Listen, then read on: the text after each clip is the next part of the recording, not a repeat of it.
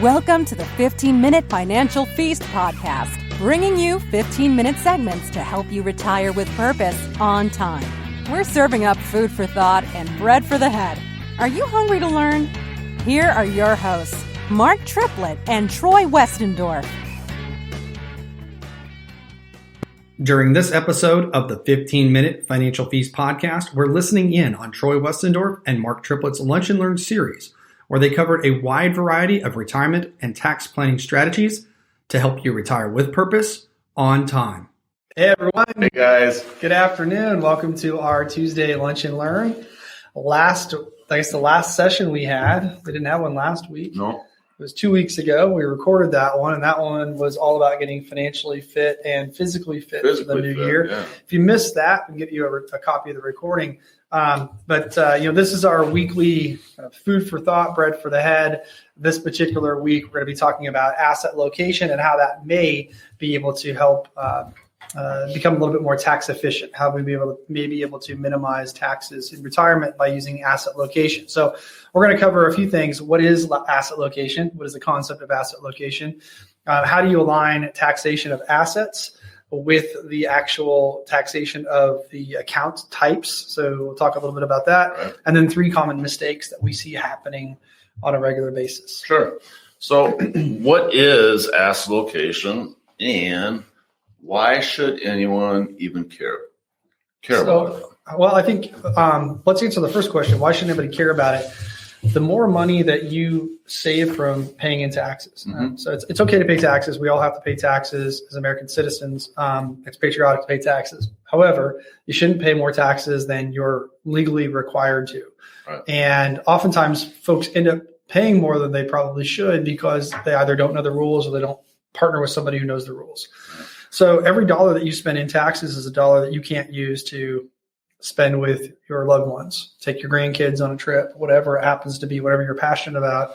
Dollars that unnecessarily go to taxes are just dollars you can't use to enjoy or give back to your community and do something positive in your community. So that's why somebody should really care about how to minimize taxes in retirement. But to really understand asset location, we have to understand that the tax characteristics of different account types, the tax characteristics of different investments, and the tax characteristics of different investment products all have to be understood in order to align them properly. So let's talk about the characteristics of account types. So that way, account types would be like an IRA or a 401k or other IOUs, the IRS. Those are we call pre-tax accounts or forever taxed accounts. You've never paid taxes on those dollars. They've been deferred, or the taxes have been deferred. And at some point when you distribute them, they're going to be taxed as regular income. So IRAs, 401ks, other IOs to the IRS. Then you have accounts like after-tax accounts. We call those maybe your savings account in the bank where you get 1099 interest income, or maybe a brokerage account invested in stocks, bonds, mutual funds that are subject to capital gains and dividend taxes, things of that nature. Then you might have an account like a Roth IRA. Right. Those are never taxed accounts, right? You don't get any tax break or tax deferral on the front end, but that account grows tax-free and you pull the money out tax-free. So those are account types. That's not a product. An IRA isn't a product. Right. A Roth IRA isn't a product. An after-tax account isn't a product. It's an account type. And there's a tax characterization that's associated with each one of those account types. Right. So then we have tax characteristics of investments, right? So different investments have different tax characteristics. So for example, if you own a stock that pays a dividend, for example, if you've held that stock for, I believe it's 60 days roughly or longer, there's some nuances to it. But if you hold that stock long term, even less than 1 year, though, we're talking a couple of months, and you earn dividends from that dividend paying stock, those become qualified dividends. Those are taxed as capital gains. Mm-hmm. If the dividends are not qualified, they're non-qualified because you didn't hold that stock for the appropriate period of time, then they could be taxed as regular income. The capital appreciation of a stock, for example, if I own a share of ABC company and I paid $100 for it and now it's worth $200 a share sometime in the future, I'm going to pay capital gains tax on that, which is different than income tax. right? And if it's long-term capital gains, I've held it more than 12 months, so 13 months or longer, I pay long-term capital gains tax rates, which are generally lower than your regular income tax rates. So just the account, the investment itself has different characteristics. A real estate investment trust, on the other hand, throws off regular income that's taxed as ordinary income. So knowing how the investment is taxed and what characteristics that has on the income or the appreciation of that asset, that plays into this decision as well. And then lastly, taxation characteristics of products. So for example, this comes up a lot in the insurance industry. Insurance products have little carve-outs. So for example, an annuity is tax deferred, but when you pull money out of the annuity, if it was issued after 1983, it's what's called LIFO, last in, first out. So interest is the last in, so it's the first out, and that interest from that non-qualified annuity is taxed as regular income as opposed to long-term capital gains on, say, a brokerage account, for example. Okay, so that's an example of how a product type might actually have a different tax characteristic. Life insurance, on the other hand, death benefits are tax-free.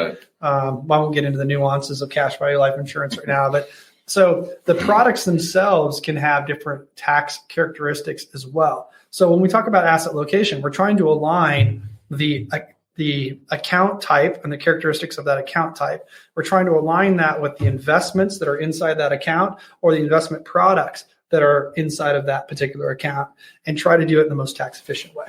Absolutely. Yeah, when you look at, you talked a little bit about the IRAs and how they're taxed, and we're seeing that a lot recently, and maybe we're just paying more attention to it. But over the last 5 or 6 months, we've seen a lot of asset location where we're scratching our head on, not quite sure why it's set up like this, and that's a big thing when you look at the different IRAs or the non-qualified accounts, the brokerage accounts versus a Roth IRA, and how we want to be more aggressive with Roth IRAs and say an IRA if one's going to be slower growth than the other. We're always looking at Roth should be, in our opinion, should have the more aggressive, because as it grows, and if it's going to grow aggressively, it's never going to be taxed again. Yeah, right. So if you're going to take more risk, right? If you're going to be more aggressive, wouldn't you rather do that in an account at which you don't have to share the results with the government? Exactly. All right, so maybe that would make more sense to be more aggressive, your growth stocks, for example, or your growth positions in a Roth IRA. But then on the other hand, if you're going to hold fixed income, like bonds, for example, or income from real estate investment trusts or things like that to generate income in retirement, then maybe that's better positioned in an IRA, which is already taxed as regular income, right? So you're aligning the tax account and the income generated from the investment, aligning that in the taxable account because they're both taxed as regular income. And then, of course, if you have an after-tax account, maybe that's where you put your dividend-paying stocks, right? Absolutely. Because the qualified dividends are going to get capital gains treatment as opposed to ordinary income tax. So just being mindful of how you allocate assets inside of a particular account can play a big role. And I'd say there are a few things that we run into over and over and over again. Three primary mistakes that we see often. What would you say those three primary ones are, Mark, when we look at the common mistakes that we see in portfolios? So when I evaluate an investment portfolio, so let's set aside for a moment insurance products and things like that. Just talking about an investment and portfolio. Rates of return. We can right. Set that stuff aside just for a moment. What I find often is that if we look at a household portfolio, let's say Mr. Johnson has an IRA and Mrs. Johnson has an IRA, and maybe one of them has a Roth IRA, and another one, maybe they have a joint tenants with rights of survivorship after tax account. And I'll see every single one of those accounts invested in the exact same ratios. Yeah. So they each have the same ratio of fixed income to equities or bonds to stocks. So they all have a very similar mix. Rather than being mindful and saying, well, let's take our fixed income and pile that into the IRAs. Let's take our most aggressive positions, our growth positions, or growth stocks, pile those into the Roth IRA. And if we have dividend paying stocks, for example, let's pile that into the joint tenants with rights of survivorship account, because that joint tenants with rights of survivorship account gets capital gains tax treatment. And if they're going to leave that to their beneficiaries, they're going to step up in basis at the passing, as opposed to an IRA. When you leave an IRA, it's taxable, right? You leave an IRA to your kids, they're paying taxes on it. But if you leave an after-tax account that owns stock, highly appreciated investments, when that passes to the next generation, they get to step up the basis. So their cost basis going forward is the date of your passing, as opposed to when you bought the investment. So they avoid capital gains on that. So just being mindful of how we allocate investments inside the accounts can be a big deal. But what I see often is that cookie cutter. Every account has the same investment ratio, and that just drives me wild. Yeah. Another thing we run into quite often is seeing aggressive growth investments in an IRA, and then having less aggressive investments in the Roth IRA. Complete opposite. Like if you're going to take risk and it's your risk, it's your money for a higher return, why would you want to do it in the account that you have to share with the IRS? Why wouldn't you want to take that aggressive position in the account that you don't have to share with the IRS?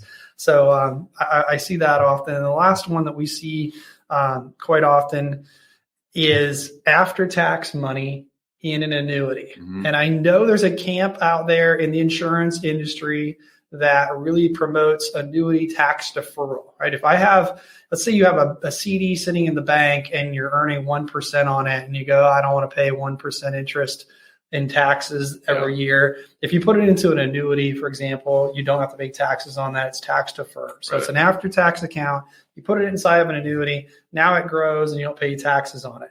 However, when you withdraw that money, it's going to be taxed as regular income. Okay. So what I see or what we run into are folks that don't need the tax break. Okay. So they don't need the tax relief. They're in a lower tax bracket. They're in the 12 or 22% tax bracket. It's not like they're in the up, the 30% bracket or something like that. Yeah. And they have money sitting in an after-tax annuity. They're deferring taxes at a 12% tax rate. And when they pull that money out later, whenever they pull it out, it's going to be taxable at whatever income tax rates are at that time. If they leave it to their kids or beneficiaries, are going to have to distribute that money and pay taxes on that interest that was earned, that has been deferred in there, whatever their tax rate is. Yeah.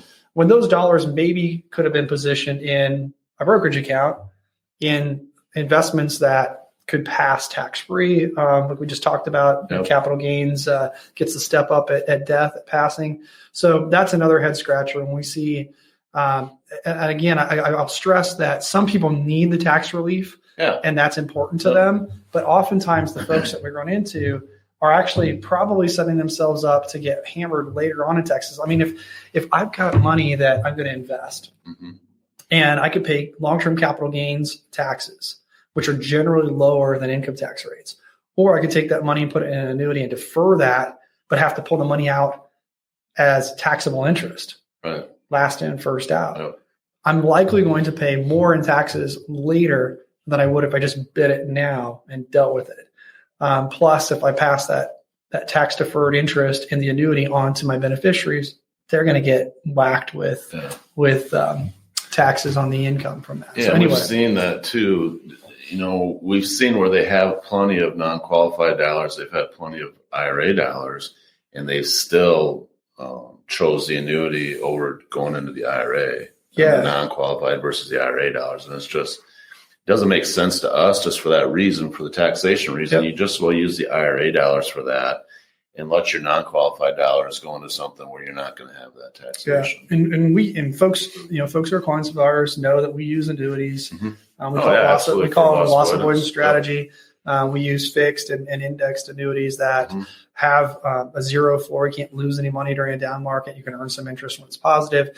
And they really are an alternative to fixed income or the bond side of a portfolio, where we think we can get a decent rate of interest credited, remove that money from being, having fees assessed on it. There's a whole host of reasons why we might use an annuity, but generally speaking, we would not use it. We would not use after-tax dollars to fund the annuity if we can potentially get away with not doing that, using their pre-tax money. Just because when you withdraw that money from the annuity, it's going to be taxed as regular income. Why not align it in the same account that's going to be taxed as regular income?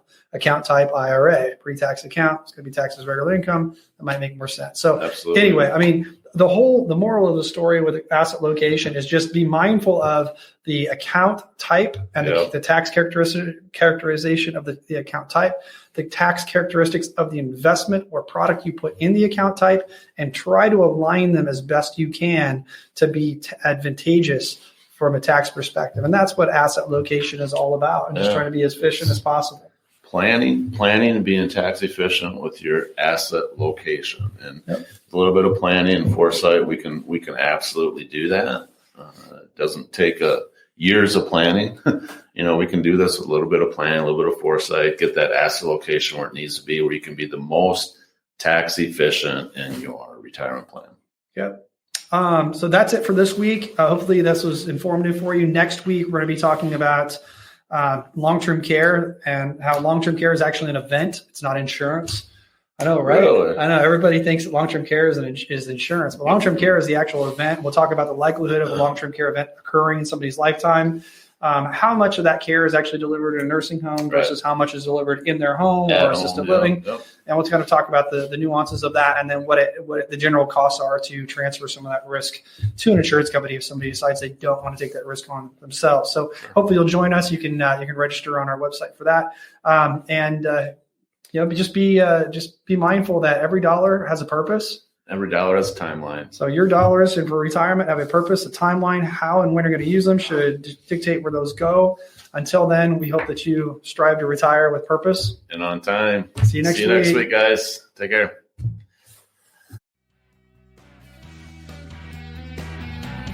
You've been listening to the 15-Minute Financial Feast podcast. Remember, every dollar has a purpose and every dollar has a timeline. If you have questions about today's topic, schedule a call with a team member. Visit www.mypt5.com. Until next time, be sure you're taking steps to retire with purpose on time. Mark Triplett is an investment advisor representative of and advisory services offered through Royal Fund Management, LLC, an SEC-registered investment advisor. Nothing contained in this program should be considered an offer to buy or sell securities. Different investments have different risks associated with them, and not all investments are appropriate for all investors.